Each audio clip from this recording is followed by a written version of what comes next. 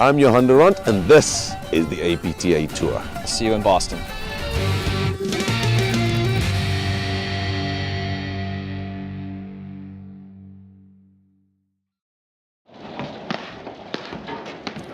Hello and welcome to the APTA Tour. We are live from the Weston Golf Club in Western Massachusetts, bringing you the Boston Open Grand Prix 2022-23 APTA Tour event, which is the 8th stop on the APTA Tour, presented by Remedy Plus and sponsored by the APTA membership, the APTA national sponsors Paddle Pro and Fusion, and local sponsors, including our title sponsor, Discipline Alpha LLC, platinum sponsor, Labor LLC, Worcester Air, Weston Golf Club. Our gold sponsors, Xenon, Owl's Nest Resorts, Billy Boy Distillers, and our silver sponsor, Narragansett Beer.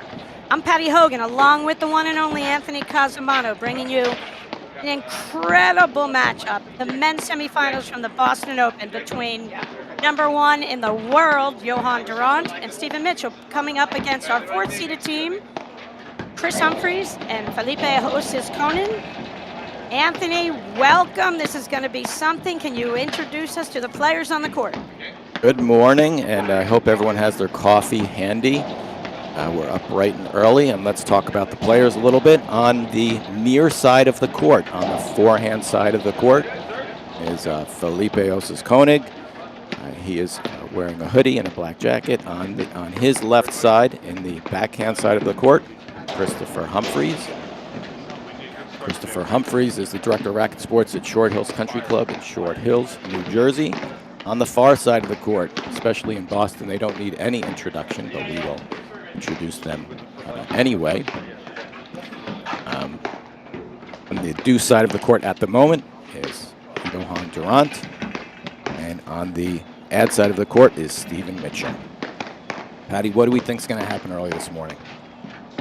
Well, this is going to be something. Anthony, let's take a look at the draw just quickly before we talk tactics here today.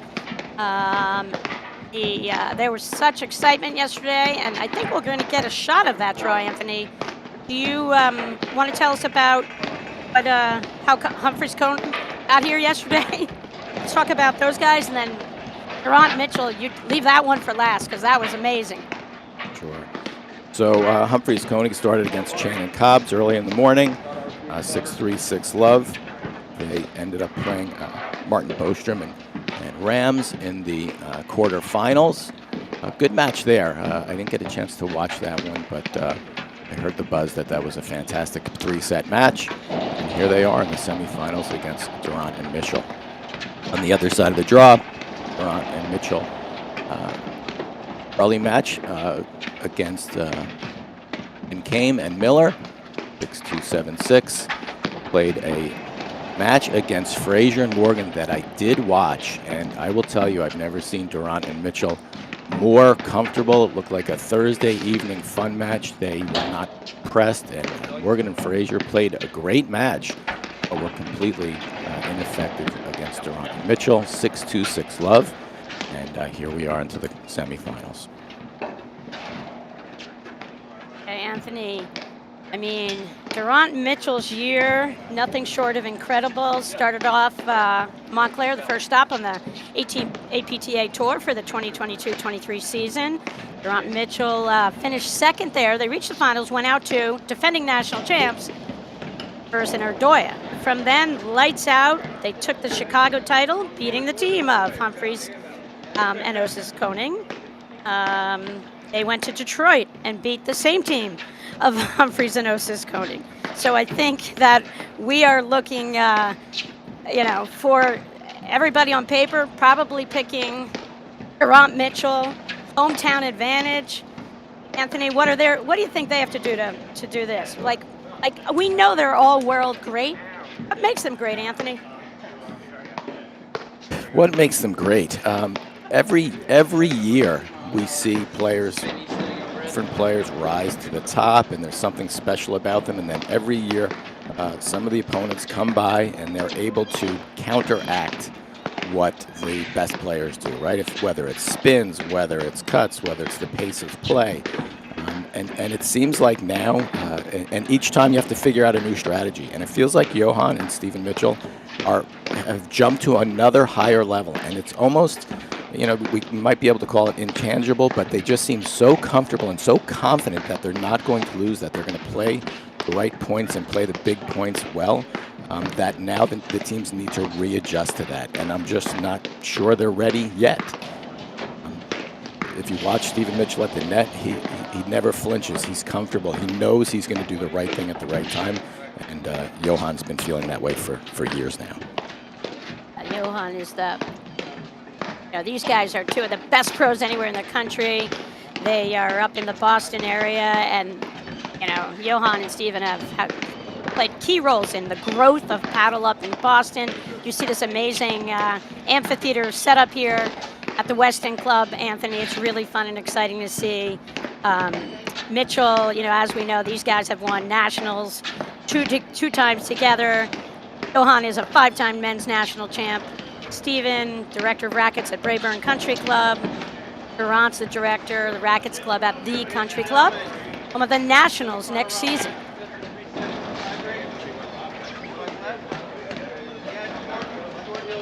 Okay, and let's not forget our chair umpire this morning. Our chair umpire, I think we have a graphic, will be Peter Espo. Like we're ready to start. Johan to serve. Oh, I'm sorry.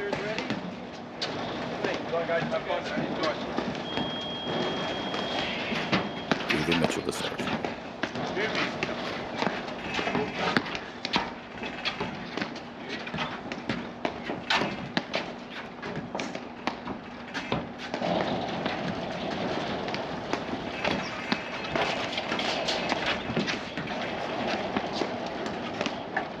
So I think a team, Humphreys and Osis-Koning, what are we going to look for in this match? I could speak from a position of knowledge on this one. I'm not making it up because I talked to Chris Humphreys last night. And I said, all right, Chris, what's it going to take for you, to take these guys out? He said a lot of interesting things to me. Taking advantage of opportunities when they're there, not forcing those opportunities. Limit the number of times you get in those really quick engagements if Johan has a much better position in the net area than you have, because Johan can just sucker his opponents into those quick rallies, and he's the best in the game at doing that. So Humphreys and Osis-Koning will have to kind of try to create some cat and mouse, but on their terms, if that makes sense, Anthony. I'll explain it as it opens up here a little bit. Another thing Chris Humphreys says, we're going to see a little bit of the Drew style, meaning last year that infamous final from this very court when Broderick and Christian went into just lockdown, get every ball back mode, and it was really cold. And then the third set, Johan was done defending that strategy and just started hitting the ball as hard as he could. Cold day. Broderick Christian just could not compete there and just make an amazing flip of a match. Here, the temperature's warmer in Boston this weekend.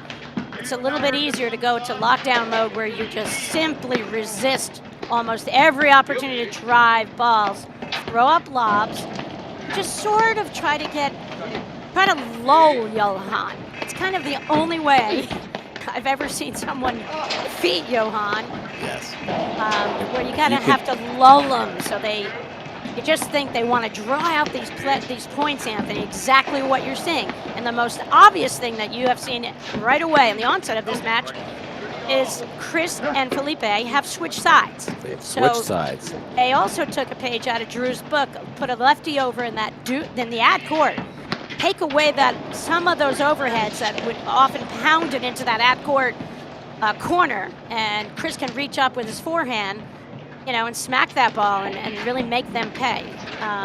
So that's another thing we'll look for, how this strategy tactic plays out. It's good to see them changing up the strategy. Obviously, they've played them a number of times already. They haven't beaten them yet, and they are open to trying new things. We'll see how they start.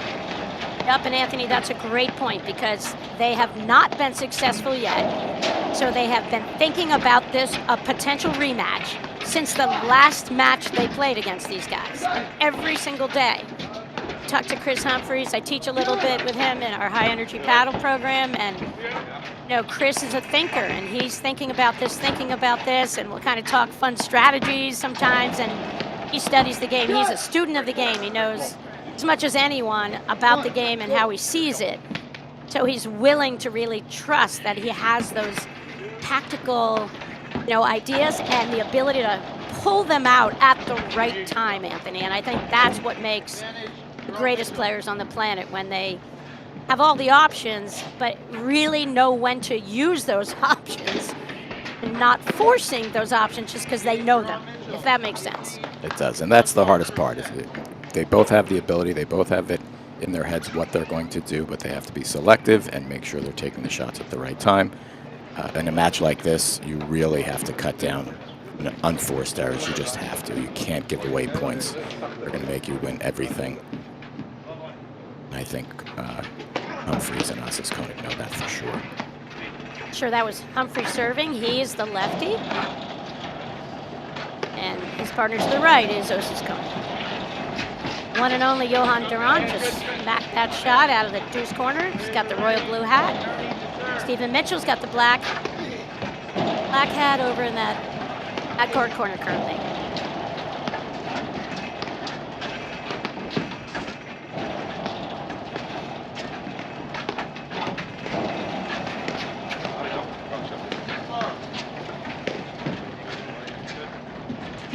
Johan's been known to come out slow from time to time, so if they can take advantage of maybe him being a little cold or a little not engaged early on, that will help them. But might have something to do with getting out the door with his two little kids. Maybe they just wanted more cereal, Anthony. Johan and Stephen's kids are often seen at tournaments. Really fun, amazing little kids, curious kids, and they love supporting their dads and watching them play.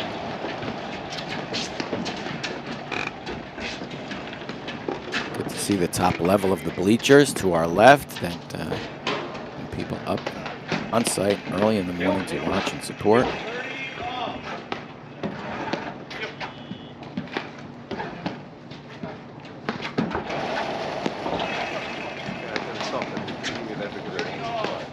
Pace of play right now, Anthony. Who's it favoring? I mean, we've only played 4 points, but it's very clear who's dictating pace of play, I think.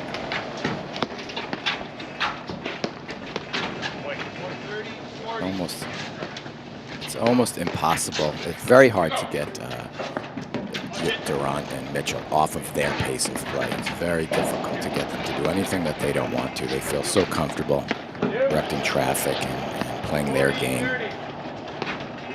And you know, from where I'm, just the feel that I get right now, this is Chris and Felipe slowed it down in their first game they played from the baseline. I kind of feel like it's their pace, ironically, right now, not Johan and Stevens. That's what they told me. Like, they are able to do that. That's how good Humphreys and Osis Koenig are.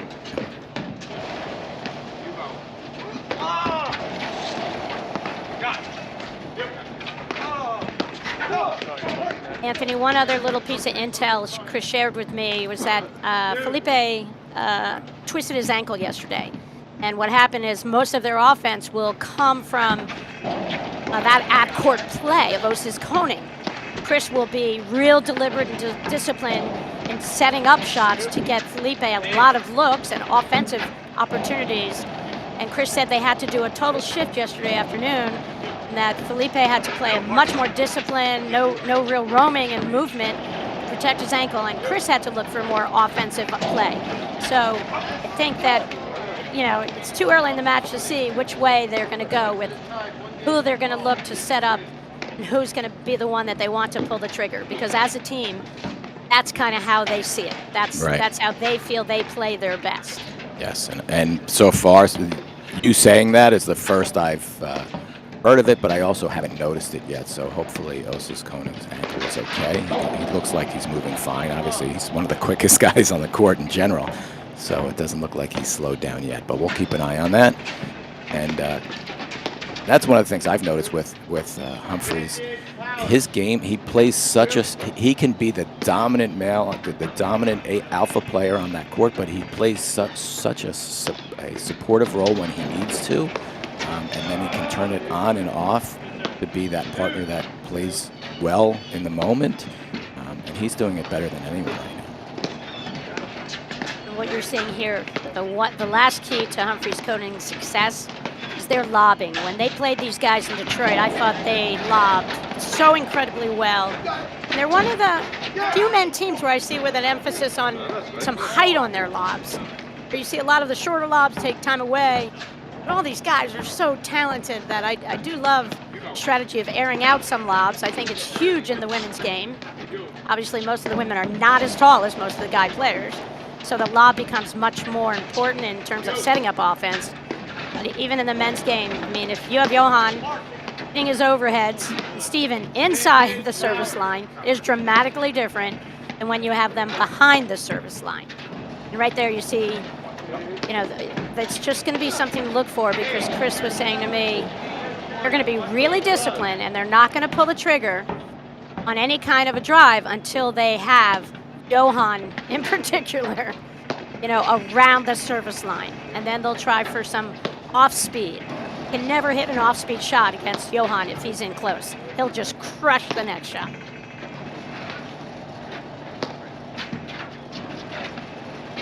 Shout out from the Birchnall family watching from Concord, Mass, nearby.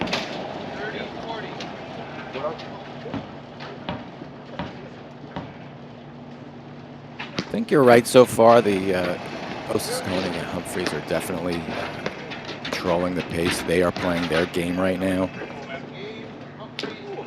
And Osis Koning is very active at the net. He is going to keep pressure. And to your point about what Chris Humphreys said, he's strategic. He's making sure that Johan is a little bit off the net when he blitzes, and just had a successful exchange there.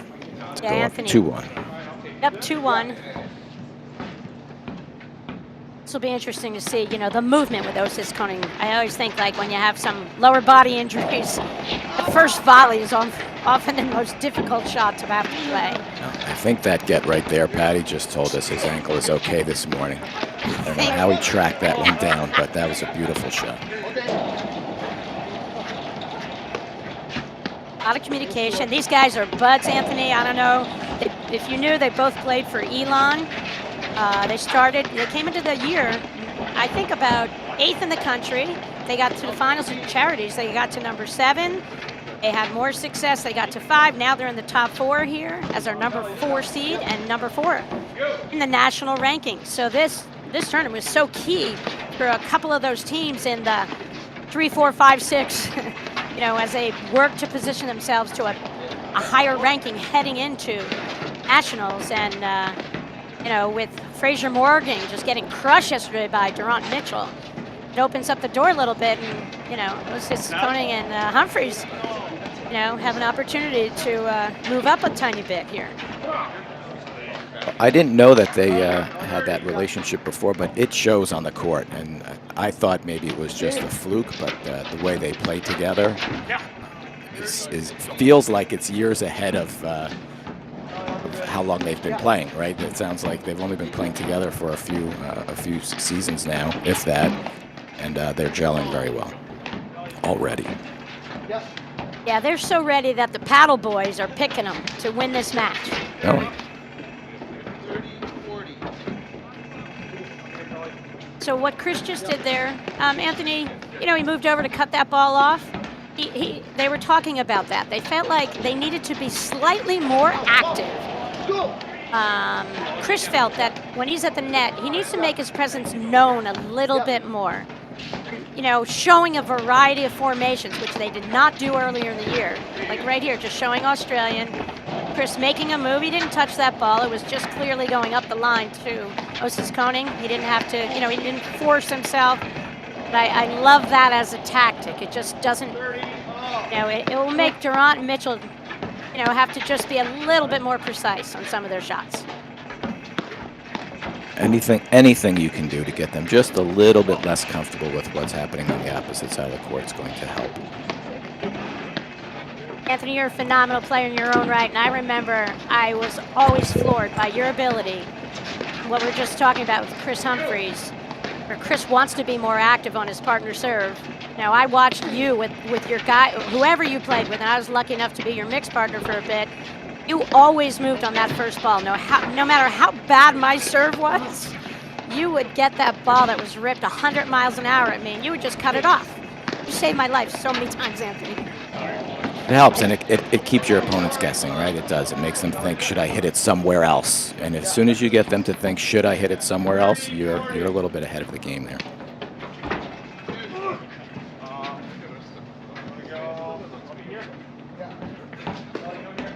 No time to fault there to bring it back to deuce.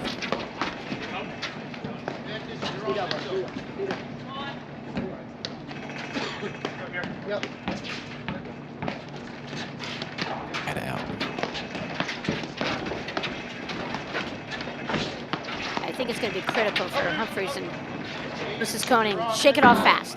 If they, make a poor shot, do not follow it with a miss on the next ball. And that's something right there Osis Koning has cleaned up this season, I felt. But sometimes when I saw him play in the past, it would be, he's so energetic and he's so passionate that, that intensity is hard to turn on, off, and control. But that's what I'm talking about, the discipline that they need to pull out a match like this.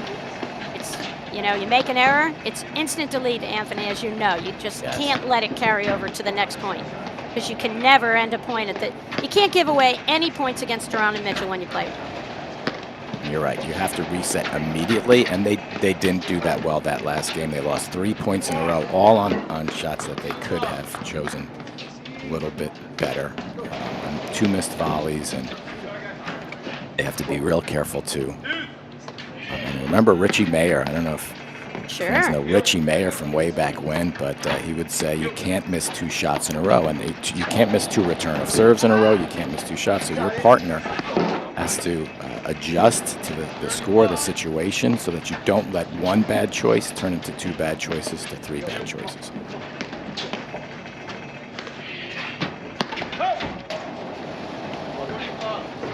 Richie is one of our game's all-time greatest players, just so smooth. Had the opportunity to play him a couple times in mixed doubles. He played with other Hall of Famer, Robin Fulton, and had some epically fun matches, Anthony. You knew how much I love playing mix, and Richie was just pure class, a gentleman out there, and that didn't mean he didn't fire at me at any moment. Of course not. But, when you play the greatest players, I never felt like I love that in mix, because someone like a Richie, they didn't have to hit me to beat me. They could just, they would just circle around my right side and just make me hit so many of my weakest, dorkiest volleys. And, he did that against anybody. Against anybody.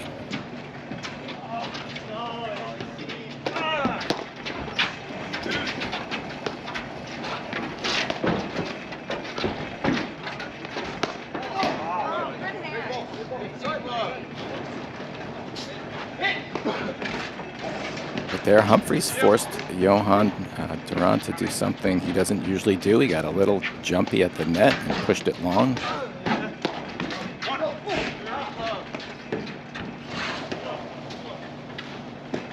Anthony, actually, speaking of Richie Mayer, since you've seen him play, I've seen him play. It's a little interesting. I just thought about Johan, and when Johan came on the scene and the way he moved and the amount of court he could cover, it's just like Roger Federer, smooth, great. That was the thing I saw in both of those players, and in their eras, they, say everyone agrees Duran, greatest player of all time. And individually, Richie and his movement, his skills, his poise, his everything, his athleticism, put him in that same category for me. Sure, and mental toughness. Just never wavered. You couldn't tell if he was winning a match or losing a match. He probably didn't know what the score was half the time because he was so dialed in on the moment.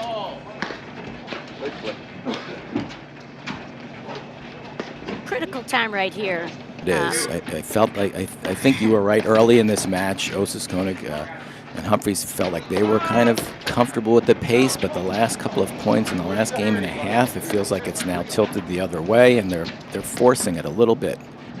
They're up 40-30 here. It's a big point to hold to go through. I just think those, Felipe making those 2 errors in a row then led to a little, it looked like a downturn even in their energy and their body language slightly. And that's where, that you gain, Matt, the more experience you have, the better you handle those situations and the quicker you can shake it off. And they did. They shook it off that game. We're at 3-all. We're on to serve.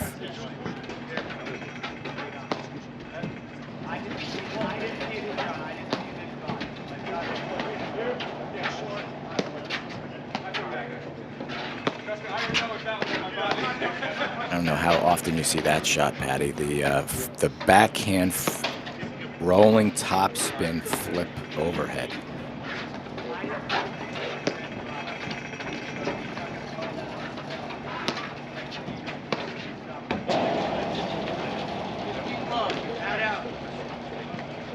That's what Humphreys wants. Good tall lob. He had Johan back way off the net. He just missed the drive, but I like that sequence.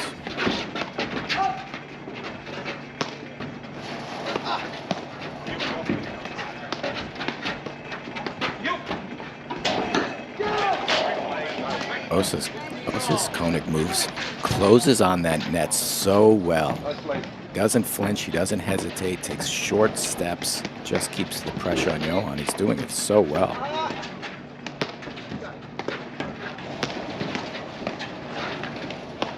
Anthony, I just got a question for us to answer, which is timely because we'll be doing the paddlepro.com read after this. Yes. After this game, Bob Constein said, how would Johan be with a wooden paddle, dead ball, and soft screen? Or how would Rich be with today's livelier ball, livelier paddles, and aluminum courts all the time, everywhere? We love those questions, right? It's always the generational. Would we be able to play the same way we did with the equipment and the talent? And paddle to me, Patty, is 97% mental. So you put Richie with new technology, he's going to do well. You put Johan with old technology, he's also going to do well. If we put Anthony, them on.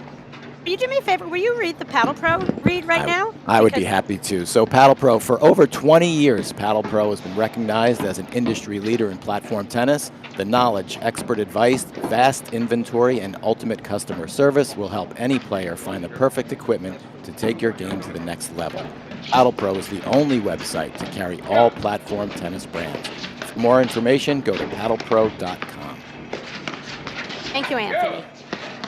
I just wanted to, when you talk about the generational, phenomenal athletes, I think all of them could play with anything. I agree.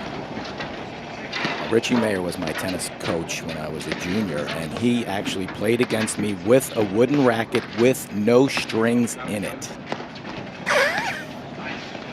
I don't have to tell you if he beat me or not. Okay, so right there, see that little volley error from Osa's Koenig right there? He was still left of our screen and serving the ball right now. That his partner, Chris Humphreys, is up there. Feet wide apart, taking that stance to put his paddle in position and protect himself from what might come his way. I think one of the things that Humphreys and Osa's Koenig had to work on this season, volleys. And I just think that's the thing. The most critical thing you have to do is be able to come up with so many of those quick balls fired at you, and you need to make volleys. And they've just missed a couple of loose ones here, and I think that's the only difference.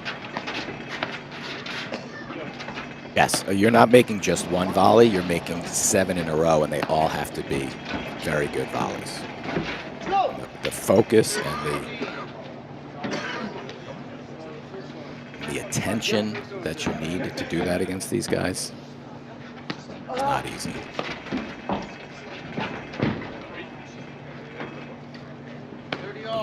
Let cord. What happened?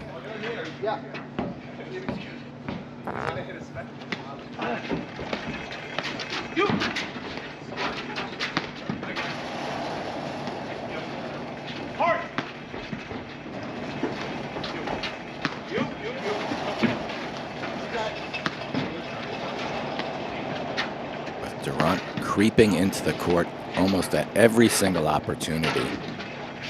Really keeps these guys guessing and thinking.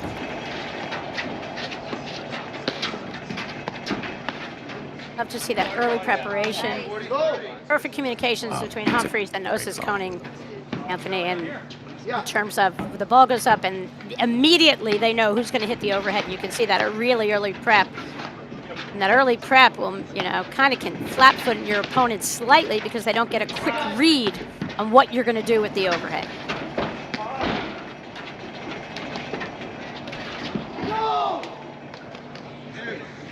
Oh, good time for it. Didn't quite execute, brings it back to deuce.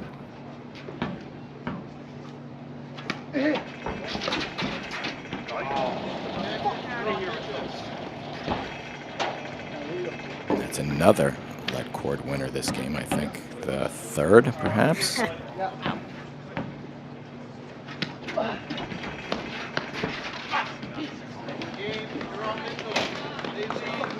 Mitchell and Durant played such a good game there.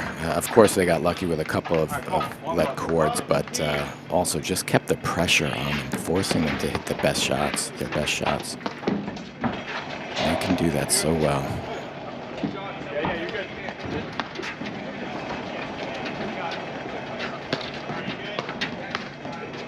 Other thing Humphreys shared with me yesterday about what they were thinking about on their overheads.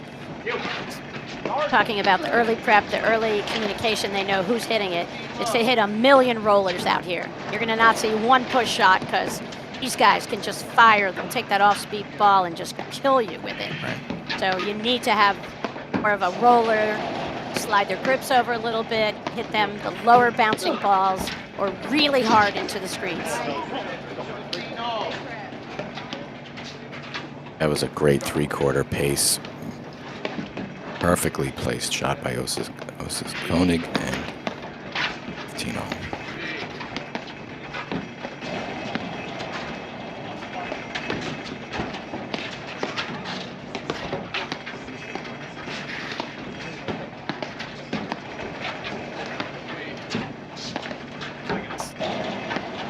See how Chris hit that little off-speed shot at Johan's feet there? That's what he was talking about, Anthony. That's very Drew-like. That's I know you said that earlier. He's going to be a little bit, try to take a little bit of a time away.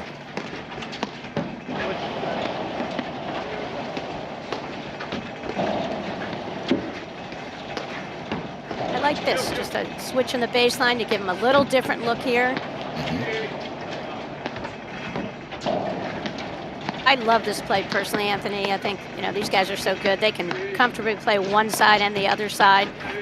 And I think a lot of times, a lot of teams will let the opponents dictate play with their overhead volley sort of scheme.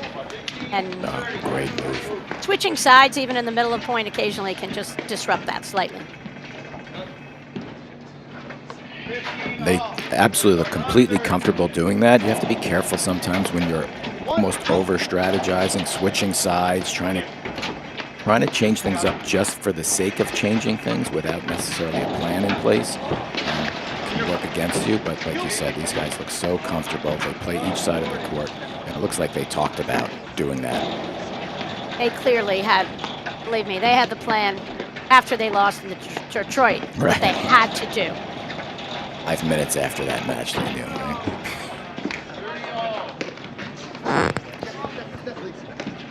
Feel a little more bounce in the steps of Chris Humphreys right now than a game ago.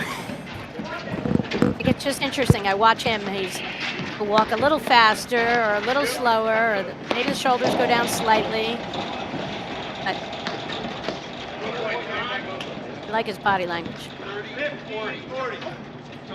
So a shot.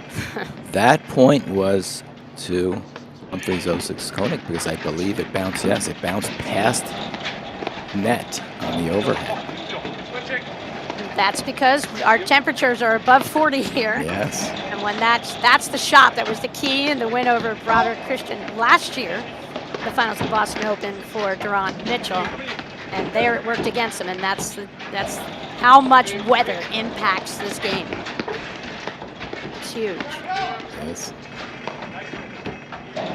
Well, this is a big point and a big game here. Obviously, it's 5-3.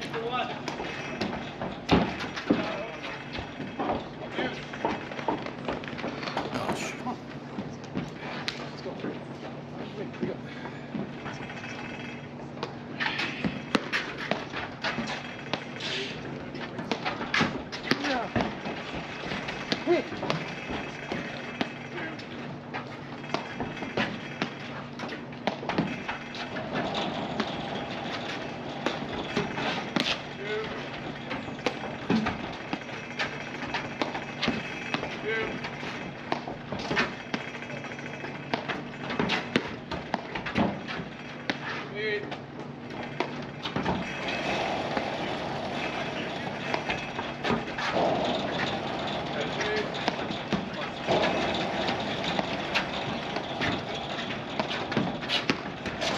Osis Koning's movement looks good.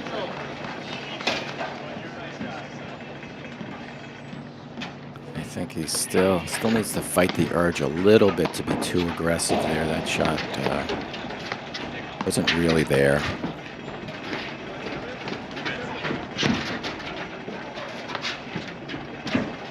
Oh, great hit by Steve Mitchell.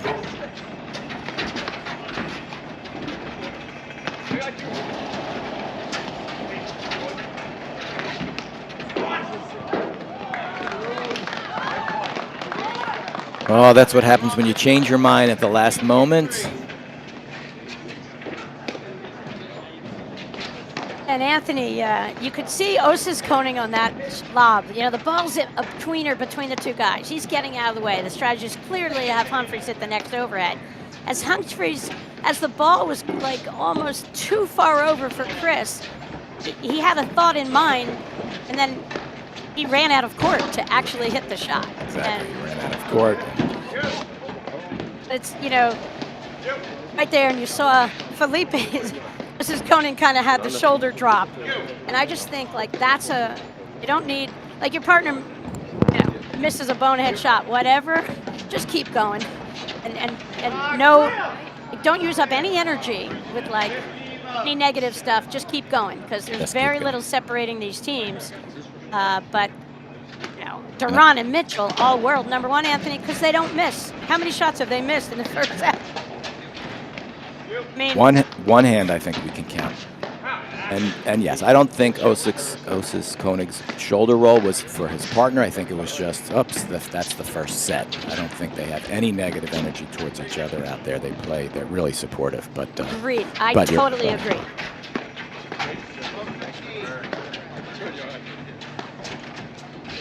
Okay, this is critical, because they could get steamrolled here in this second set.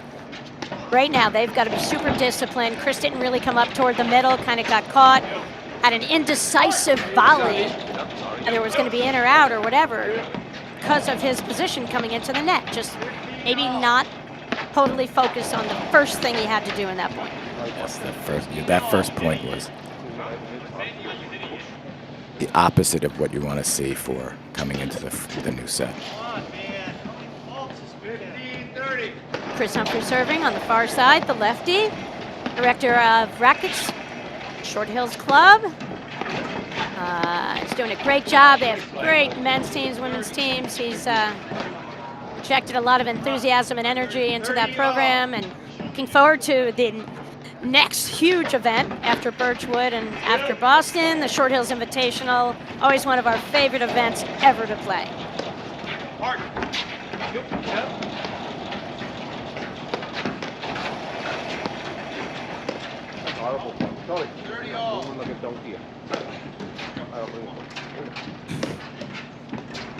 Johan knows that you're not going to get that mistake out of him often, just a loose lob, and it's 30-all. You know this game is super important.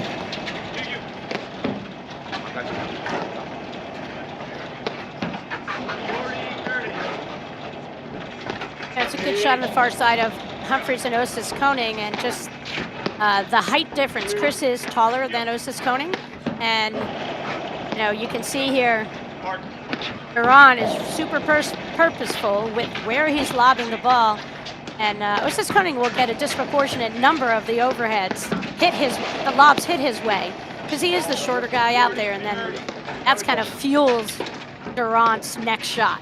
Yes. You know, people just think Durant, all-world, greatest ever, can hit a winner from any spot. He can execute a winner from any spots. He sets it up as well as anyone and creates a credible amount of opportunities for himself constantly in every match.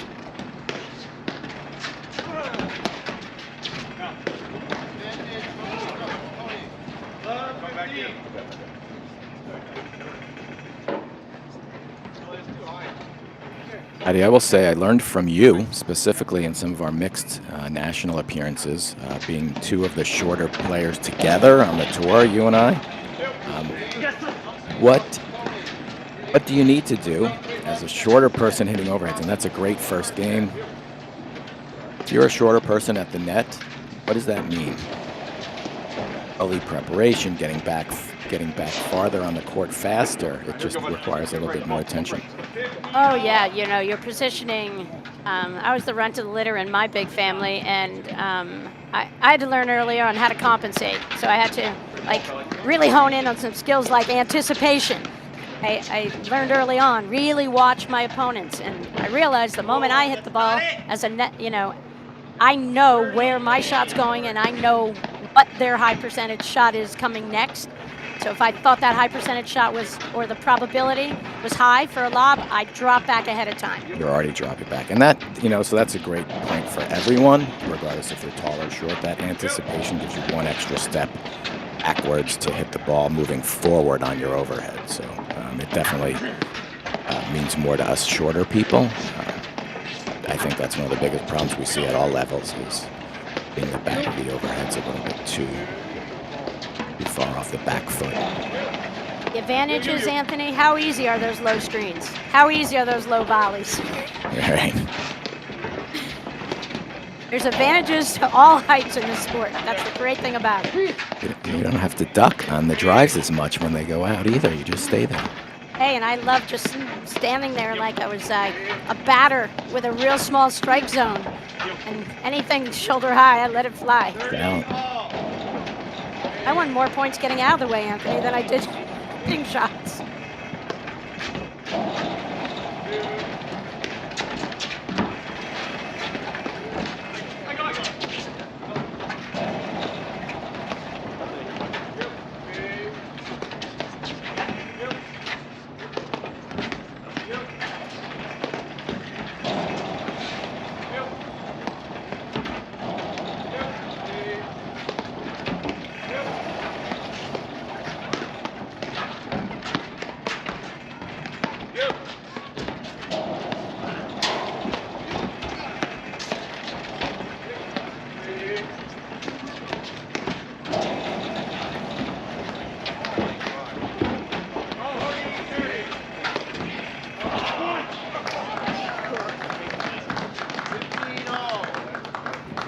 Super athletic point, which certainly could favor Osis Koning there, but tag. I got it. Two.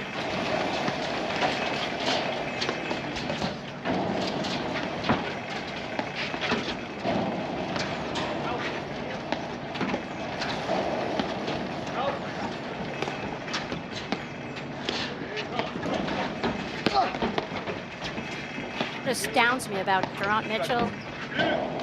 Lob after lob after lob after lob that these guys are seeing. Never a lack of communication. They know exactly what the other guy is doing. I just love watching how fluid their interactions are the entire time they play. You know, it looks frantic at times, and it is so smooth. It's a well-oiled machine, obviously. That I don't think you can underemphasize that. Most players, most teams are wasting a certain amount of energy on every single shot because of that first impression of, is that my ball, is that your ball? And we see none of that with Mitchell and Durant. And you don't notice it until you actually think about it and talk about it. And you're absolutely right. When they're so comfortable and settled there, it eliminates holes on the court. It eliminates gaps. It eliminates those openings that might be there when another team takes 1 or 2 steps in the wrong direction to cover for each other.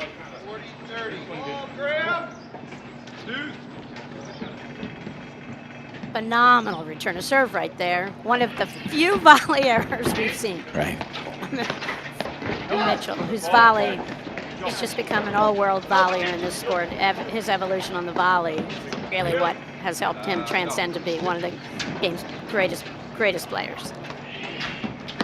Osis Koenig is putting just the right amount of pressure. He's looking for that blitz and that last point to bring it to dude up, and he got hit again. But he's staying in the court enough to put pressure, but that's the danger of it. And Durant, I know this from experience. If you cheat in the court and you're not ready, Durant will hit you with the ball. So he needs to balance blitz mentality with being aware of what Johan can do if you get caught short.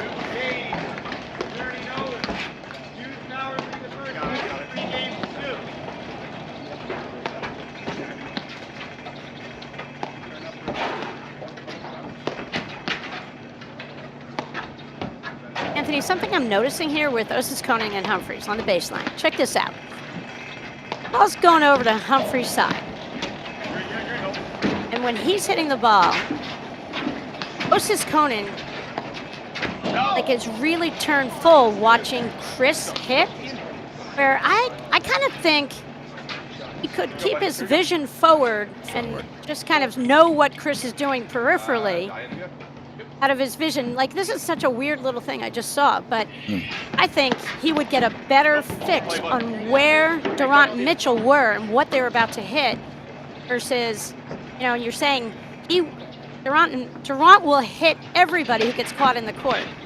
And I think Osis Koenig, instead of could keep his eyes a little bit more forward, still pick up the ball flight from Humphries' paddle for sure. And then maybe that could help him, not get caught in that three-quarter land, in between and no person's land back there, just inside the baseline, a little beyond the service line.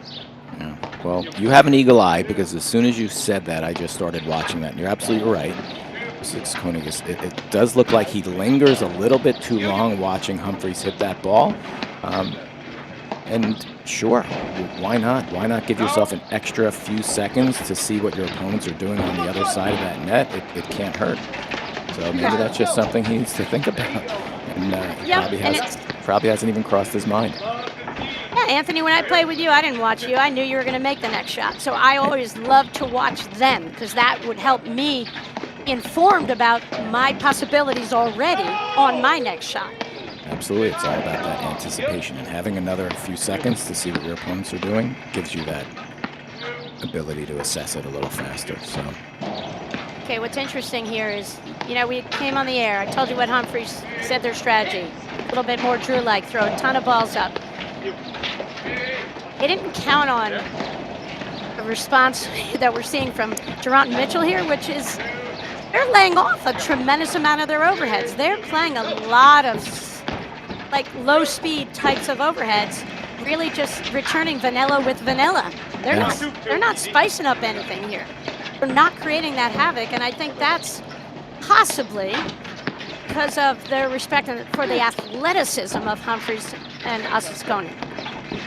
I talked about that a little bit in the last match that I commentated about the risk and the reward, and does it matter to really juice these overheads anymore because of the athleticism of some of these players? With all that energy you expend and the lower success rate on some of those shots, is it worth it? And I think you're right. I think you touched on that. They feel like they're not going to have a huge benefit from juicing these overheads and cranking it this way and cranking it that way. So they've decided to hit them more vanilla, as you said, and it makes sense right now.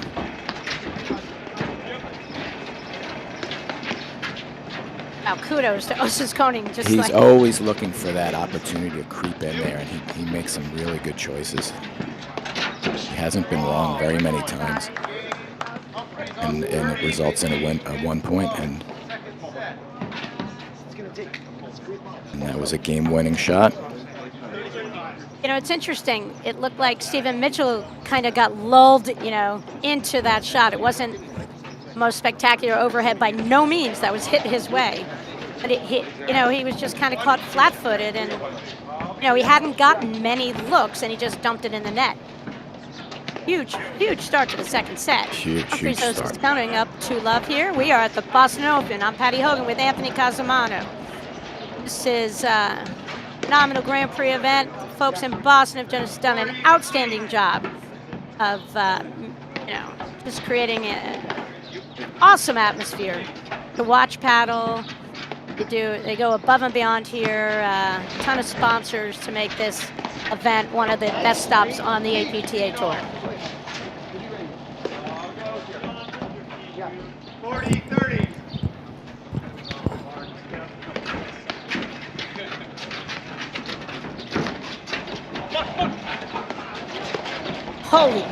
Holy Durant.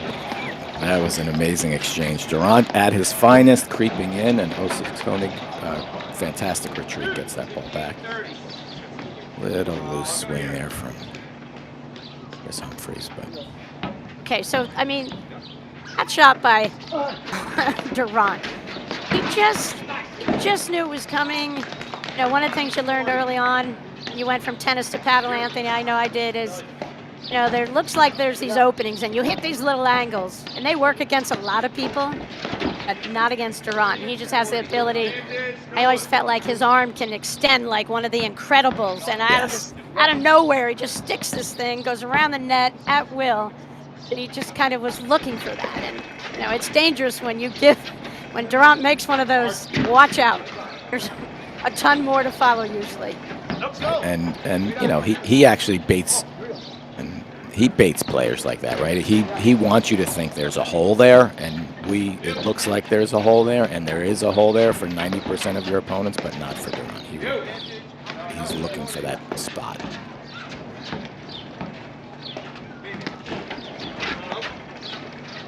Anthony, we're so glad you're in the broadcast booth here. I think you're doing a masterful job with all your commentating, and I'm getting a lot of great text messages about how much everyone's enjoying your thoughtful approach to announcing. So I thank you very much for being on our team. Well, thank you, Patty, and thank you to those nice people who commented. This is so much fun for me. It was my brother and my sister, Anthony. No, I'm only kidding. You don't have to say that. We'll take a compliment wherever we can get it. It's so fun doing this with you. I've learned I tell everyone who will listen, Patty, I learned a lot more about paddle from my interactions with you than collectively my other 15 years of playing. So commentating with you, I'm still learning. Thank you, Anthony. Who are those other 15 people? We got to talk. Oh, my 15 years of collective knowledge doesn't match the 2 years I had with you. Why don't we go into a commercial with our sponsors, Remedy Plus. High performance never tasted this good. Chocolate, berries, cinnamon, agave. Fuel your body with the shot and the bar. Now available in a deliciously energizing power pack.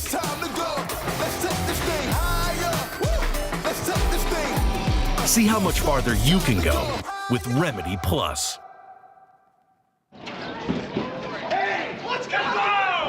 Welcome back. We're on the APTA Tour. Patty Hogan with Anthony Casamano calling the men's semifinals between Stephen Mitchell, Johan Durant, Chris Humphreys, Philippe Osas Koenig.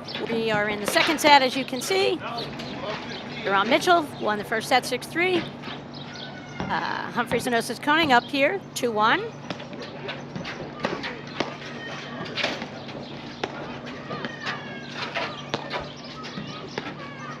I'm really enjoying watching the continual adaptation of their game with Osas Koenig and Humphreys. They are just, every time they get down or they miss a point or they make maybe not the best choice, like you said earlier, they have a very short memory. They're coming right back, playing some really smart points right after that. And so far, this second set, that they're really well positioned in the second set. I like what I'm seeing. The games are long and smart, frankly. So they're up 30 love, 2-1. I think they have a really good shot this set with the strategy they're employing right now.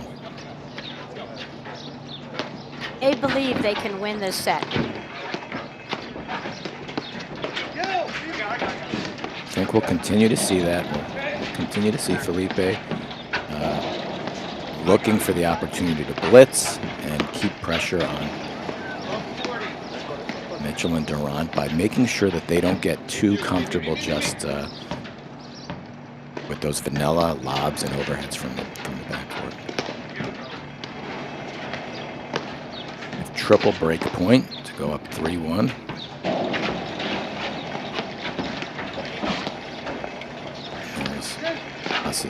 There's Koenig up at the net again.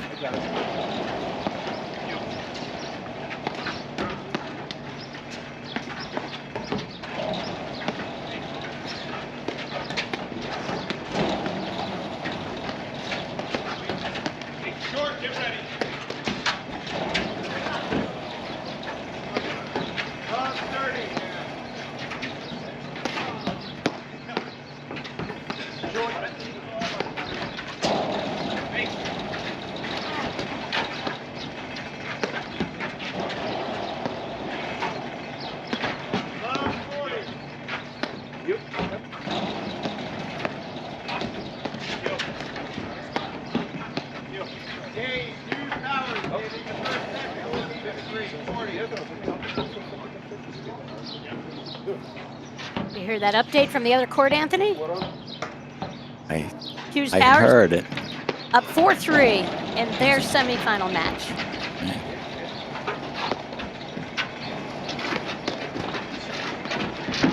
Houston Towers are playing Graham McNerney and Patrick Nolan. Johan traveled a long way to miss that volley. That is something he likes to do, but he did not execute that one. And here we are at 3-1 with Christopher Humphrey serving.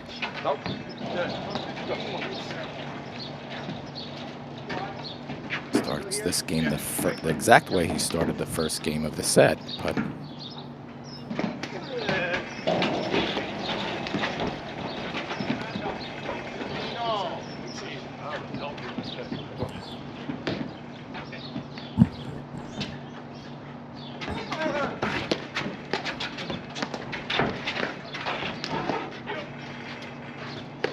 I like what Durrant does on the return to serves at times. See how he just like hit a second ball in a row at Osets Koning? Just kind of plants him. Osets Koning was doing the same thing back at Durrant. And I think that's a great play sometimes on a return to serve where you just go right at the net person, just see if you can get an easy volley error. Look here, a little more pressure. Yes, I'm a big fan of driving at the net person. Either catch them off guard or just probe. Keep them honest. Keep them from moving around too much.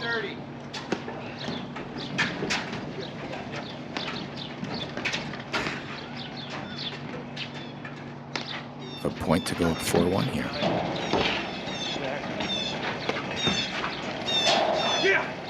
Anthony, as you know, every season you kind of retool your skills. When you're a fierce competitor, and you kind of think about your year and how you can't set your team up to peak at nationals, hopefully.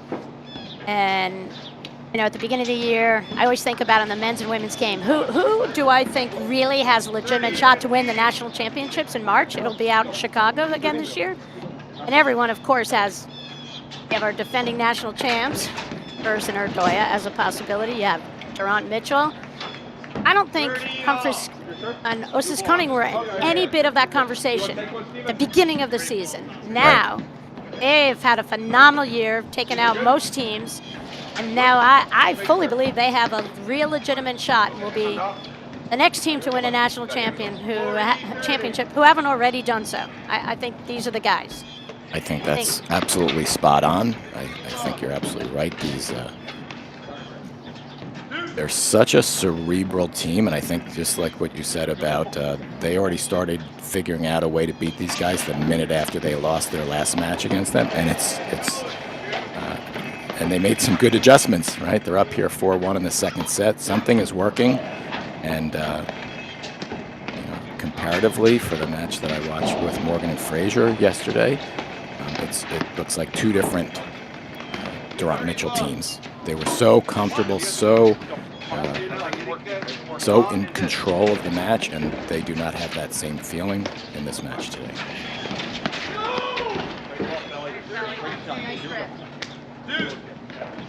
Phenomenal return of the serve. Little dipping ball right at his feet. And then he's in your face. He's up at the net as well. Come on, man. Moses Koning is good, but that's a little too deep in that corner to pull that shot off. Right, that was a mental error there, and let's see how he responds. He responds by coming back with a great forehand immediately. And no, he has a lot of belief in his own game, and I mean, his court coverage. He's a personal trainer. He trains a lot of people. He's got a phenomenal business. And he has a lot of confidence wherever he is on the court. He doesn't care where he starts from. He's going to end up, and he's able to pull the trigger last, winner after winner. Oh, that grazed him on the way by.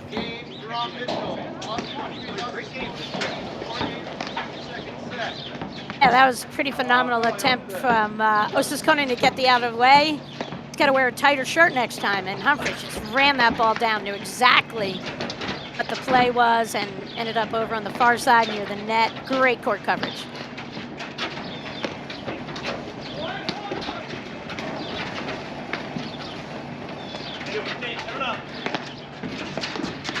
So, Patty, this is a little late, but I think it's worth revisiting.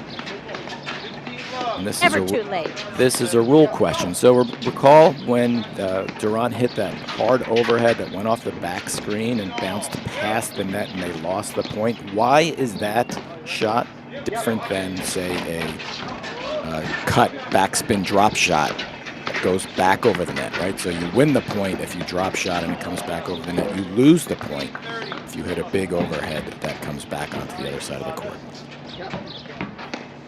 So you're asking me? Yes. What's the difference? Well, what's the rule? So I'm pretty sure it's a new rule. Why is one different than the other? I think it might go to the origins of this game as a gentleman's sport, and when those overheads that everybody started blasting, whatever you want to call them, I won't call them what everyone calls them. Yes. I'll just say those blasts. It seemed to take away from the intention of how the game was initially set to play, but these guys that came in with those shots, the game just became so much more exciting and dynamic, and that shot gave them the ability to take advantage of footwork, open up the court for themselves. But it was, deemed that if someone hits that shot and the ball flies back, the baseline team had no chance to get their paddle to put the ball in play. Whereas, a drop shot spinner winner, in theory, there was a chance to get the ball back over. So that's really come into the game, right, Anthony, in the last couple of years. Where you see, Juan Araya was the first guy who could just do it at will off of his forehand. Now you see people doing it forehands and backhands. Did I answer that the way you were thinking, Anthony? What would be your answer? No, so I think, yes, I think that's the answer. And so it's a rule. It's now a rule because of exactly what it came about, exactly what you said. In paddle, if you have a fair shot to return a ball, right, then it's in play. It's that gentleman's sport like we talked about. But hitting that overhead so hard that it comes off that back screen and goes all the way to the other side of the court, it's a shot that you could reproduce over and over again for no real benefit to the sport. So I think they made a conscious decision to make that a loss of point.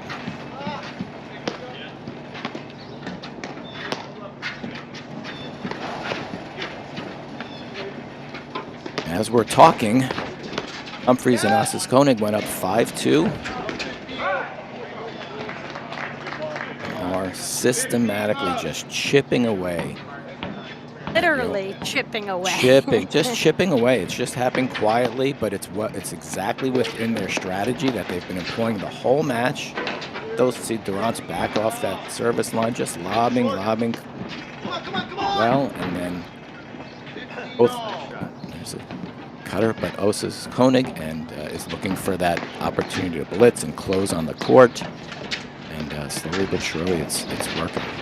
Yep, and there was the cutter drop shot winner we talked about. Humphries did have a chance to run that ball down, so that's why it's a legal play.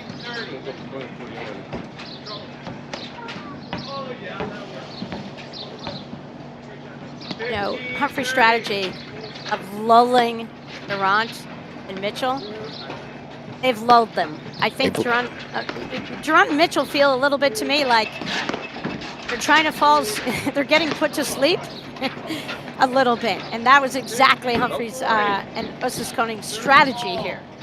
Just get them to use, be less energetic and not, because of the precision and like nature here of the shots they're giving Mitchell and Durant, they're not allowing those guys to show off any of their athleticism. They're limiting the amount of movement, and it's phenomenal. And when you can, we are watching this unfold. You're exactly right, and you said it, Patty. You said it within the first 2 games of the first part of this match. If they could get Durant to get bored, right, for lack of a better term, just have him bored. He's not engaged in all that athleticism that he loves so much. That's where you can start getting them a little flat-footed and a little bit making bad choices, and that's exactly what's happening.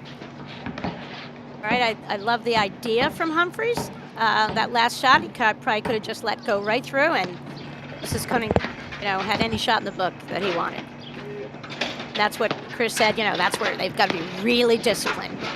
Create an opportunity, and if it's not there, limit the engagement at that point if you don't have a high percentage shot. Osa's Koenig just spotted that forehand drive right off of Mitchell's right hip, drove it straight through. Gained control of the net.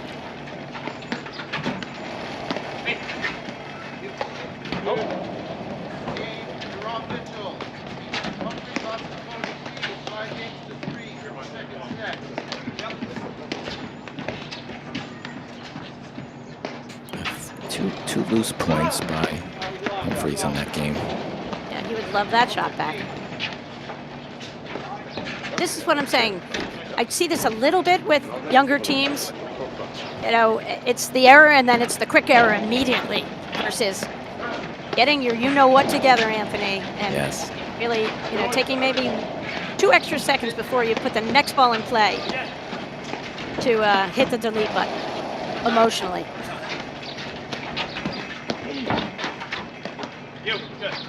That short memory syndrome, and you're right, you can't afford to have 2 or 3 loose points in a row.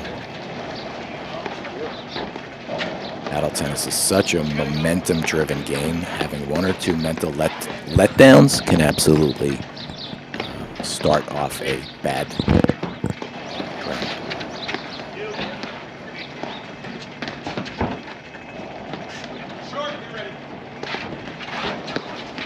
Something you can see here, Humphries is not afraid to take on Durant. He, in fact, feels confident. He feels like he's good enough now and has enough, shot varieties off his overheads, and his volleys improve where he can, he thinks he can break them down. He just did there. That was a great combination of shots. You only have to hit 5 great shots, I think, to beat Durant. In 1 point. Yeah, well, I don't know. That might be on the low side. Almost impossible. It might be on the low side. You might have to hit 8. Yes. But it almost feels like, to your point, that they actually spoke about that because both Osa's Koenig and Humphries are challenging Durant. I think they went into this saying, you know what, we're not going to be afraid of his shots. We're going to stick our nose in there. We're going to continue to make him beat us because they both are taking that attitude. See Osa's Koenig challenging. He's not afraid to get into net exchanges. He's not afraid to blitz on Durant. He's in his face, and they're both comfortable and confident in their abilities to do that. Anthony, I know you're big into all racket sports, getting big into pickleball, and I remember when I first started playing pickleball and I'd be hitting the return to serve, I would just go with a tennis or paddle strategy. I'll hit the ball to the weaker player. And I learned, oh, you know what? If you hit it deep to the better player, it will cause him, you take away his ability to get in perfect position up at that kitchen line as fast. And I think that's kind of the mentality that Humphries embraces here with Durant. I'm going after that guy, and it's not that Stephen Mitchell is shrinking by any means. He is all world in my book. Just almost underrated, but clearly the top couple of guys in the sport. For sure. But I'm getting to my point where Humphries is he hit the better guy, hit the guy who's the bigger threat to me right now, and go after him. Because then you know where he is on the court. Right. I always think when a lot of teams played away from Durant to Mitchell, they in fact played into Durant's greatness. He just was lurking. He'd be like that cat, lurking on the outside, just looking for something juicy, and then had everything where he could just make you pay instantly. So I love the approach. I think you're absolutely right. I think you nailed it, right? I mean, Durant is the best when he's lurking. And if he feels like they're not going to hit me the ball, if they're not going to hit me the ball, then I'm going to be looking for the ball, right? I'm going to be looking. I'm going to be hunting around that court, looking for that opportunity to jump in front of you or jump here or there. But when you're hitting the ball to him, he's at bay. I think that's a good observation. Right here, versus Koning, that's where he stayed engaged. That's dicey. Historically, Durant has won 99.8% of the points in those situations.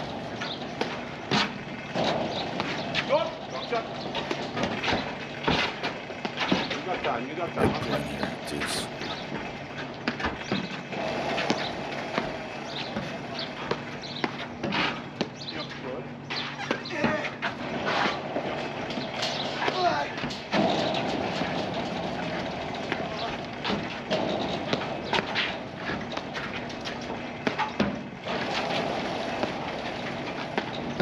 Durant hit that shot at Osis Koning, on the drive, and there was no movement from Felipe on it because he just had to defend the volley. I think that's a key thing. You got to know when you're on defense, pure defense, and only a blocking, limited motion, very little movement in your paddle, versus other times when you have a little better look on a volley. That's when you'll see a little bit more action, a little more, backswing, a little bit more follow through, possibly.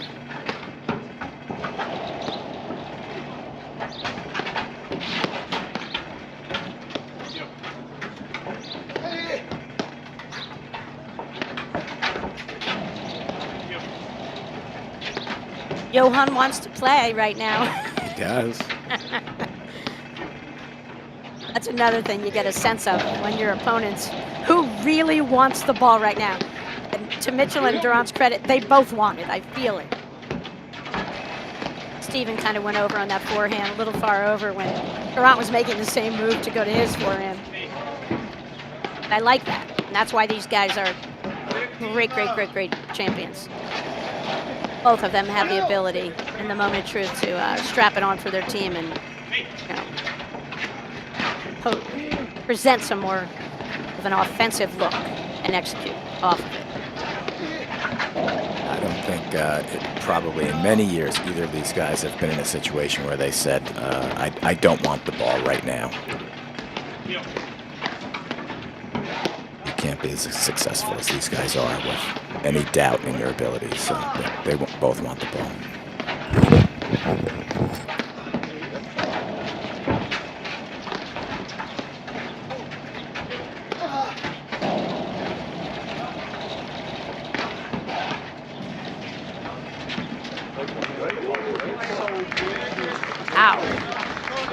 I think that was the longest point of the match so far, Patty. They both understood how important this is, and now we had advantage Humphries Osis Koning.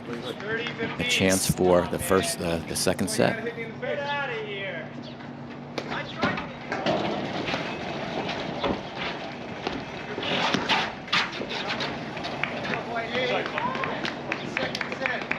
Mitchell, as we were talking about wanting the ball, missed the last 2 shots of that set, and Humphreys Osis Koenig take the second set, 6-3.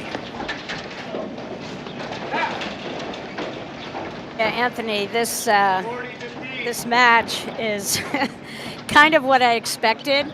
I was banking on 3 shots. I thought that regardless of I thought that Durant and Mitchell would come out really strong.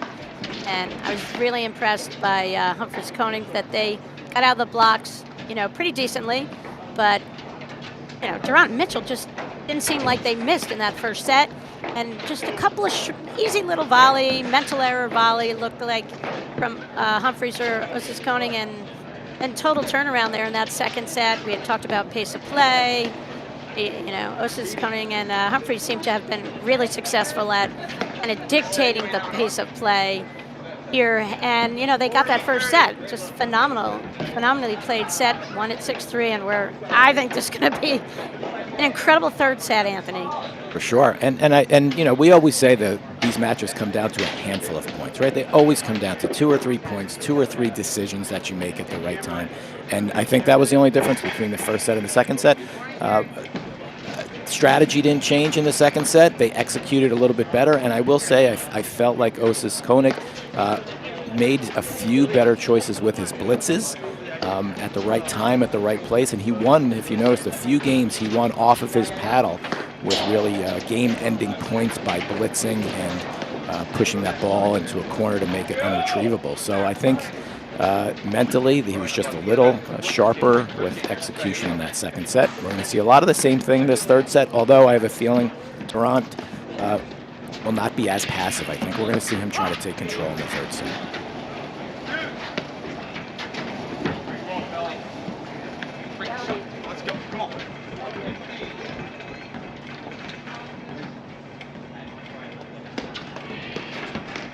Short Hills Club must be romping right now.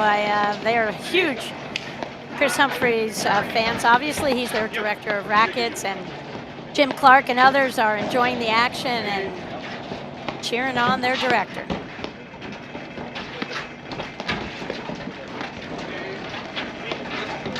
So I play out of Brookside Racket and Swim Club out of Allendale. We are in the same league with Short Hills, and I will say the very noticeable camaraderie on that Short Hills side with Chris Humphreys since he's joined that club. They rally around each other. They play in the league together. They play really well. They play fun matches together. They have a good thing going over there at Short Hills. You drink Narragansett beer together? I'm sure they do.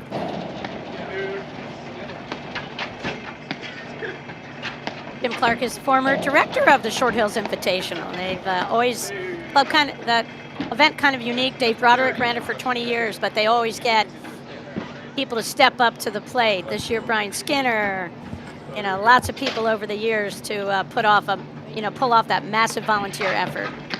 And they're thrilled to do it because they love for the best players in the country to gather at the Short Hills Club, hang out, great environment.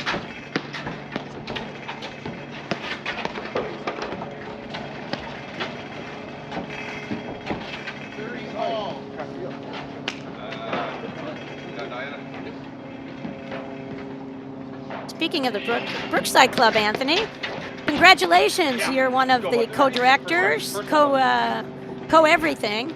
Up in North Jersey, you're going to really be helping out the APTA when they run the Team National Championships for the women. First Saturday and Sunday in April.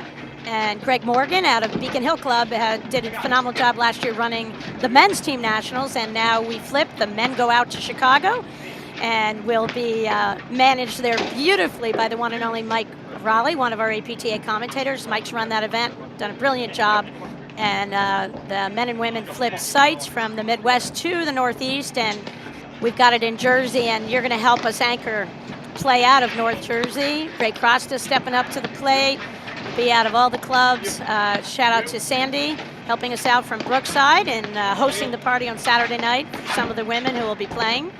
And Anthony, I don't know, I'm working on some teams from the Adirondacks to go to that. It's where you get 6 or 7 or 8 of your buds, and you go down, you play 3 matches on Saturday, and you hope to qualify for semifinal play. Everyone does. Semifinal play actually on Sunday morning. So it's a great event. The APTA has something for all levels. You're lucky enough to be seeing the game's best, but there's something in the game for everyone thanks to the APTA initiatives with the team nationals. Thanks to Sam Briner doing a great job out of the Baltimore area, heading up that committee with a lot of help from Amin Kaduri, Tierna Cavana, everybody on the APTA, and Sheedy. It's great. Now back to the match, Anthony. I think you said that very well, and I am excited to be a part of it. And I will say it's probably the only good thing that's come out of me rupturing my calf muscle a few weeks ago, that I've had some time to just stay off the court and get involved in some other things. So. Yeah, you didn't know that you were going to take on setting up catering for 150 people, did you, Anthony? It's just the way you give back to the game that's given you so much. Absolutely. I'm happy to do it. I look forward to it. It's nice to be right at my host club, which is 10 minutes from my home.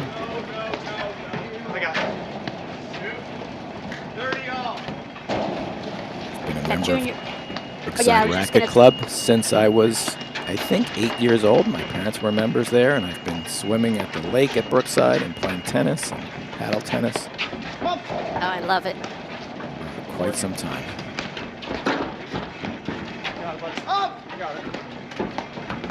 Besides teams nationals in New Jersey, we've got 2 other national championships coming up that are going to be hosted out of the state, Summit area. Drew Broderick's running the mixed national championships, and Greg Morgan is director of the junior national championships. So we've got 3 weeks of national championship weekends coming our way in March and April.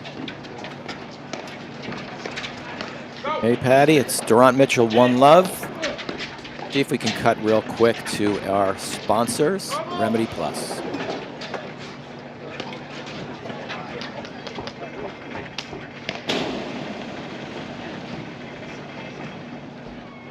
We're not going to do that right now, I don't think, Anthony. Okay. I think, oh man, what a huge point this is for this game for Humphreys and Osis Koning. Durant Mitchell, heavy favorites, #1 seeds. Only 1 loss this year. Humphreys, Osis Koning, their only losses this year were to Durant and Mitchell. And Durant Mitchell won that first set. Humphreys, Osis Koning took that second set, masterful play, really disciplined play, and Durant Mitchell off to a really good start, kicking off that first game in the third set.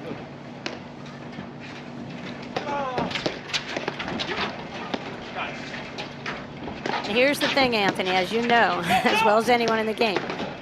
Playing Durant Mitchell, you better work yourself. You've got to have the most phenomenal game right here. Because Durant Mitchell, phenomenal front runners. And taking out to an early lead, that will be tough because then, Humphreys and Osis Koning might have to change what's working really well for them. Right. And they've got a tactic. They don't want that to change that tactic. They might have to if Durant Mitchell get out to a little bit of a lead here. And I call 2 games a little bit of a lead.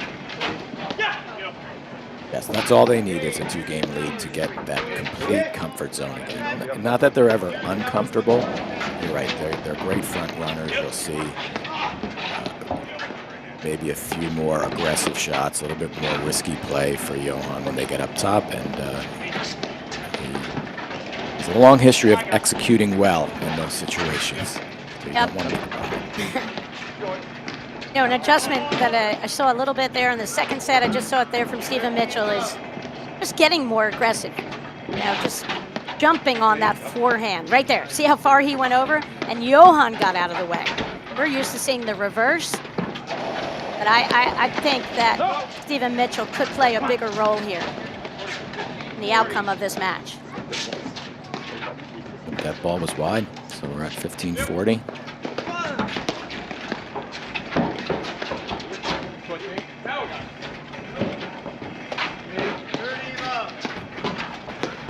Vintage Durant right there. Turn, the follow it in. Yep. Creating that little extra chaos, and here we go. 2 love, Durant Mitchell. And that was a mental error right there, Anthony. Osis Koning just left that ball up high to Johan Durant. That's kind of in the never do that book. And maybe he saw something that we didn't see from our vantage point, but I just know, hi to Durant, never.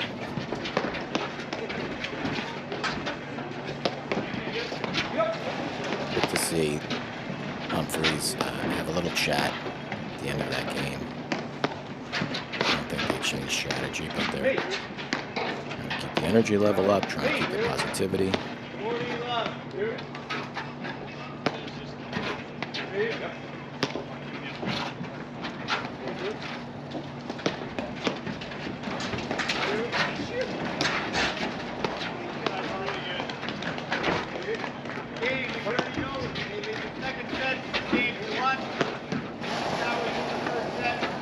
I like that deep lob. Humphreys kind of came in, faked the blitz, showed the blitz, but let the ball go through because it was not a volley he could have controlled. That's right. And it's so hard to make that decision in the moment, but he did it very well. I'll recover that ball off the screen. Don't make a mistake just because you started the blitz.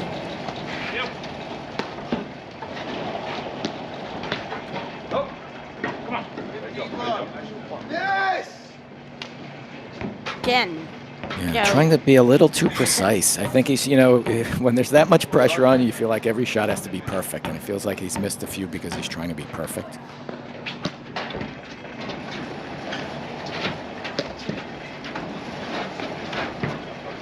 I think you've got to know where you're standing on the court and when it's a wise move to kind of try to go around a guy versus at him based on where you're standing and hitting your overhead or your volley on the court.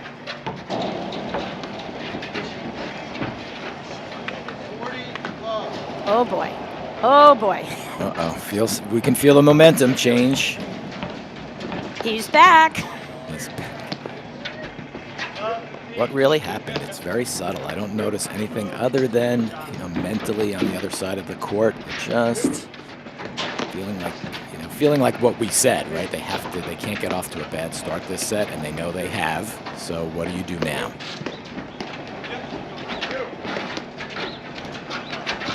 They commit to each other not to hit Johan a high ball off an overhead to his forehand. It's really subtle little things. Exactly what you said, Anthony. They're doing nothing wrong. Playing an exceptional match here. And Durant and Mitchell just don't need much. That's tiny opening. Yeah. And I don't think you force volleys. I think the change I've seen in the progression of Osis Kony this year is that you don't see him spraying as many volleys, and he missed that one wide, and it was critical, as we talked about, like in the early going in the third set. And you're playing the greatest player of all time and one of the greatest teams of all time. No opportunity is gonna use zero mental mistakes. What a transition ball there. That was amazing ball and a great time to go up 3-love. Okay, you think you're in a hole against Durant Mitchell at 2-love. It's a deep hole. It's dangerous for me right now, Anthony. I couldn't go in that hole. It's going to take something now, for Humphreys and Osis Kony to come out of it, but they can. I believe they can. They can. I agree as well. This game is going to say a lot. It's really, it's not a strategy change at this point. It's an execution change. It's an execution situation where choose the right balls, make the right shots, and try to forget the score. You really have to forget the score right now. At this point, it's irrelevant. They just need to play the games that were successful in the second set, and they can do it. And I think they're mentally strong enough to do that too. I think right now this feels like we have to start a brand new set for Humphreys Osis Kony. Let's go. Forget about 3-0. Let's play this thinking 0-0 and let's go. This game right now. I think that's exactly what he said. It's 0-0.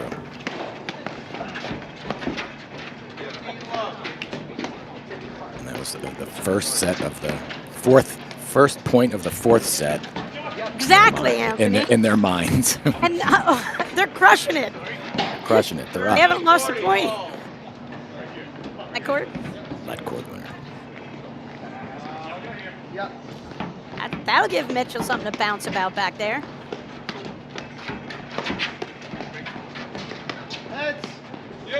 Put a spot on a volley, and one subtle little thing that presents itself when a lefty-righty play when they're up at that net, you have two awkward volley spots versus if two righties play, and Durant knows it as well as anyone, and just pick that spot beautifully.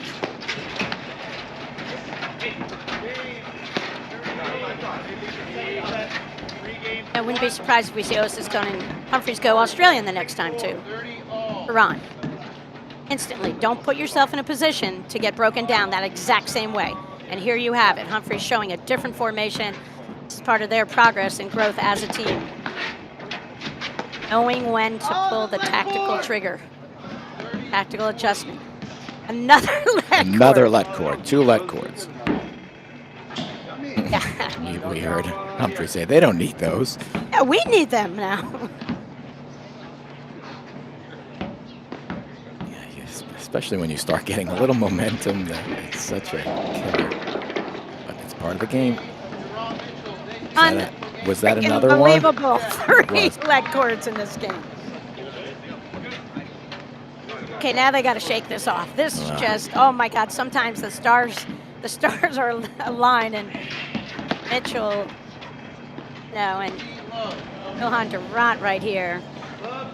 Phenomenal play and a little bit of luck on their way, but I mean, it's hometown advantage here. Yes. Clearly weighing in.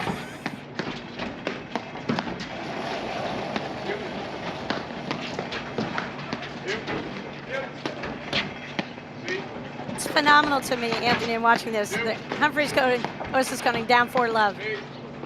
And is the difference in the set let cords? Let cords. Couple early, a couple of early shots and just let cords. I've seen it before.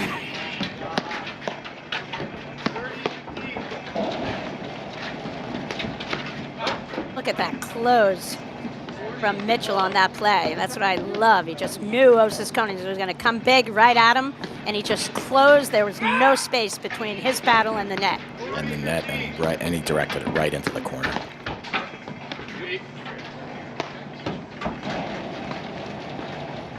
Well, I think they had a shot early in the fourth game, but those let cords, unfortunate let cords, have really stymied the positive energy. Up, and here's Humphreys. Timely, incredible touch to hit a winner.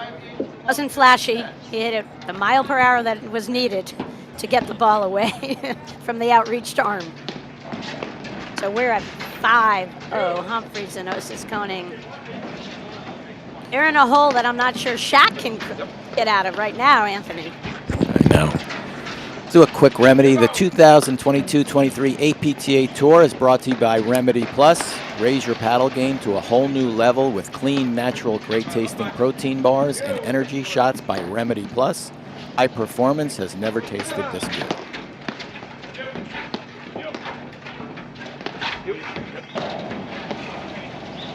Humphreys and Osiscone need to get some Remedy Plus right now. They need something.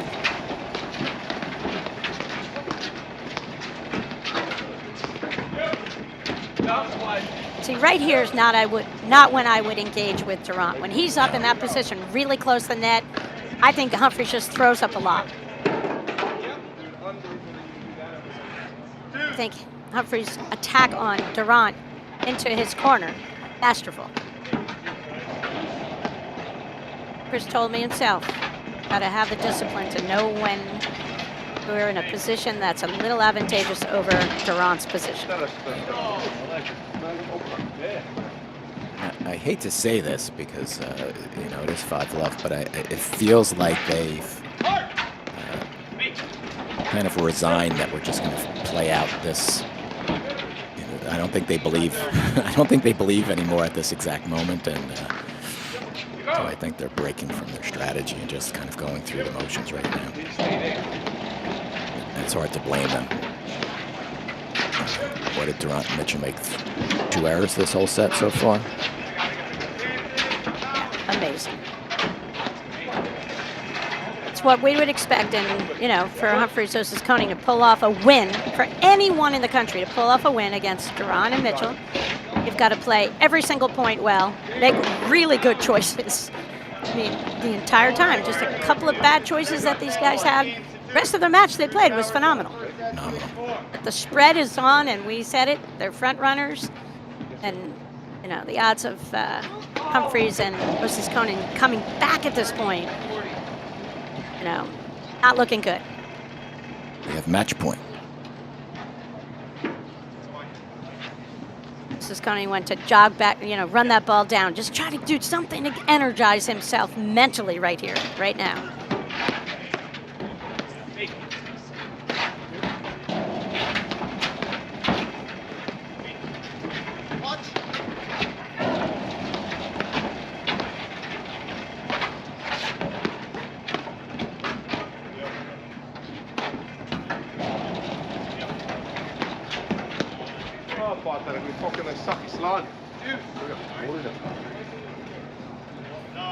You know, I don't speak all the languages, but I got the essence of his comments. Yes, I think he was mad at himself because he felt like he was already eating his late breakfast and just was checked out for a second.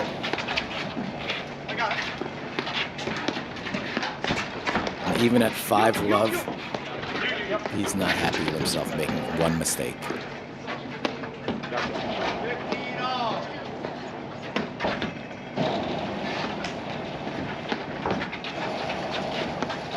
Which honestly could be the only mistake he made this set.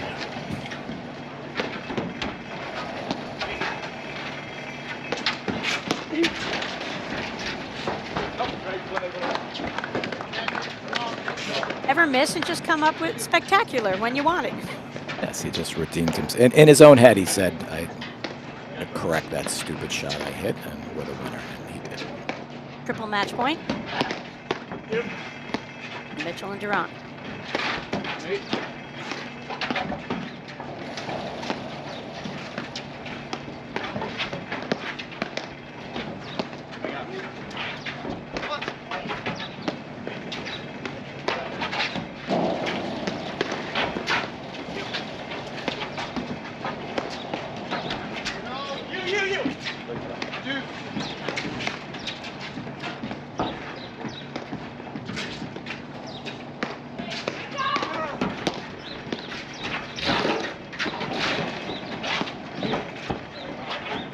Of this match obviously plays the winner in the other semifinal, where Hughes and Powers have won the first set over McNerney Nolan, and McNerney and Nolan, though, are up 3-2 in the second set.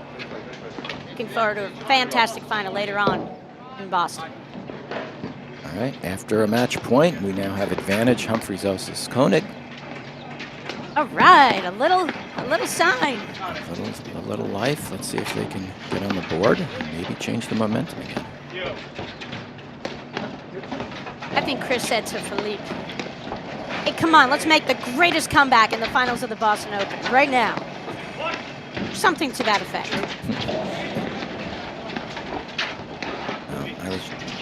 I was just thinking, Patty, as I thought the match might end right there, what have they learned from this match compared to the previous matches they've played? What are they going to take into the next time they play them? And we're not there yet, so that's a good thing. But what are they learning from this set? Can they change anything that's happening right now? Don't miss. For a long-term benefit. Don't miss. You're down 5-1. Johan serving. You're clawing your way. You had a little sign of hope. The first ball in play. Put the second ball in play. Like, you've got to, like right here, and that's just what Koning's, you know, he'll break through, be invincible, and he can eliminate, you know, the two back-to-back, let's say, drives. I always say to people, you know, you get one. If you miss, make sure the next drive you get, maybe hit an half-speed shot. Exactly. Gives yourself more opportunities. Right, don't miss 2 in a row. And he did that, so to get down 30-love, they missed 2 in a row. They're still in the game. Humphreys not looking for any offense there, just threw up that lob. Missed lob. Yeah, I kind of like him to take a measured drive rip on that return rather than throw up a lob. All right, 40-15.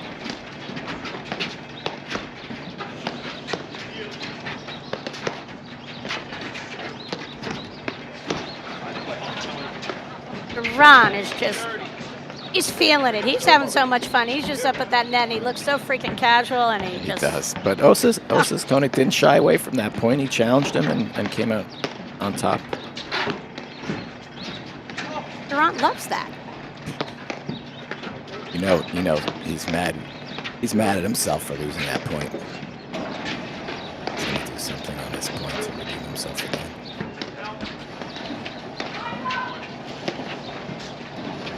See that early preparation all the time from Durant. He does everything in spectacular fashion, but he's making grip changes all the time on his overheads. And when he takes his paddle back, he's committed to a grip.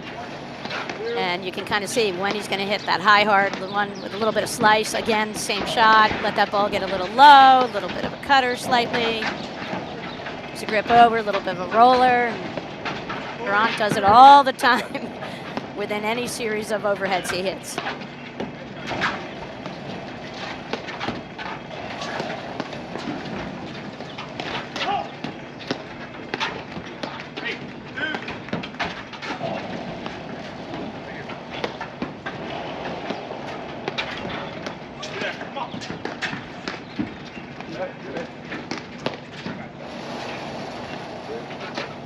Great lob from Durant. I think Osa's Koenig, had that play and had a lot of oomph into that volley that he hit to Johan, and that oomph, that pace off of that volley, and it enabled Durant to simply set his paddle and lob right over Osa's Koenig's head. Sometimes you have to know when not to juice your volleys, and rather keep the ball bouncing a little bit lower, which makes lobbing well a little bit more challenging.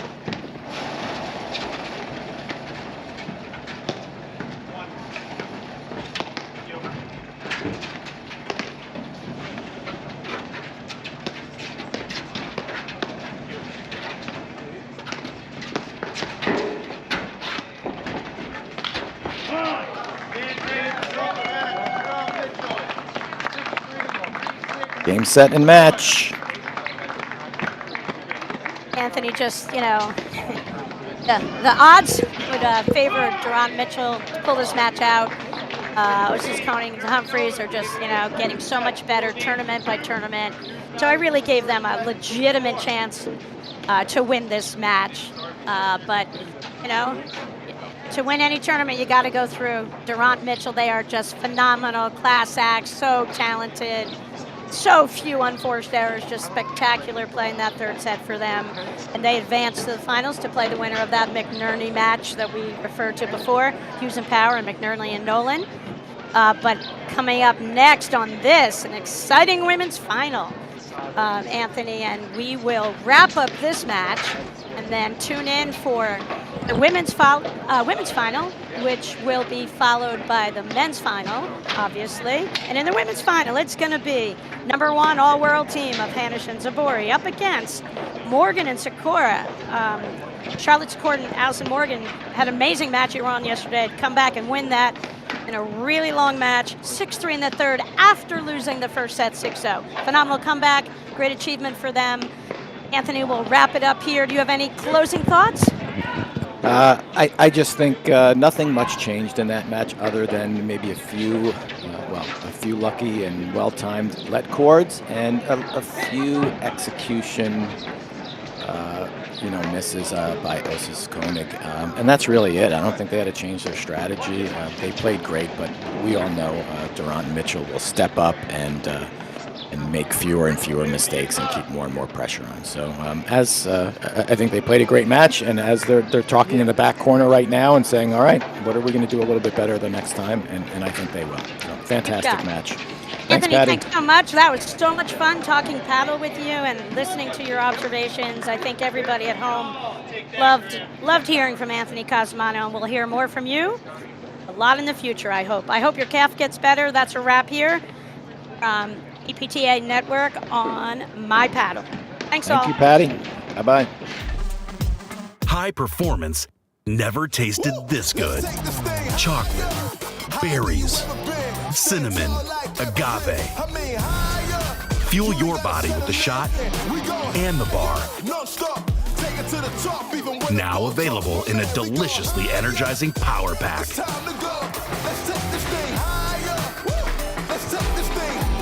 See how much farther you can go with Remedy Plus.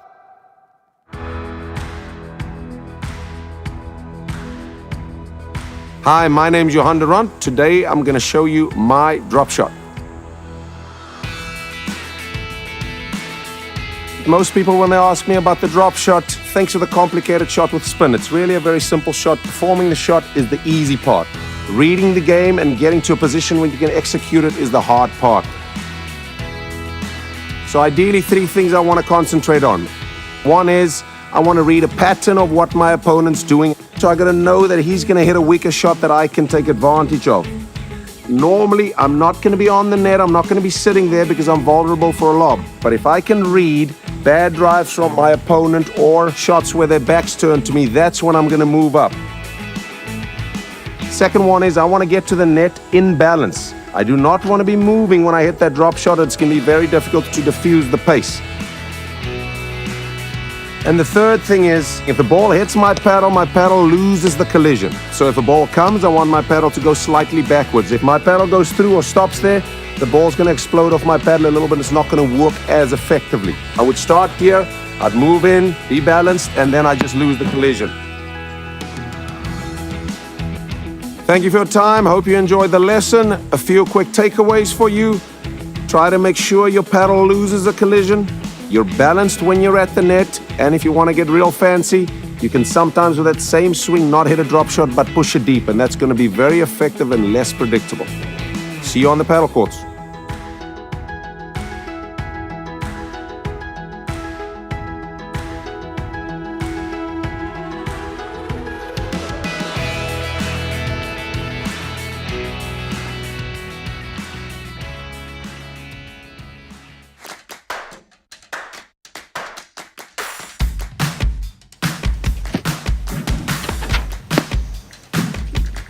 Hi, this is Roxy Enica, and this is my serve and first volley.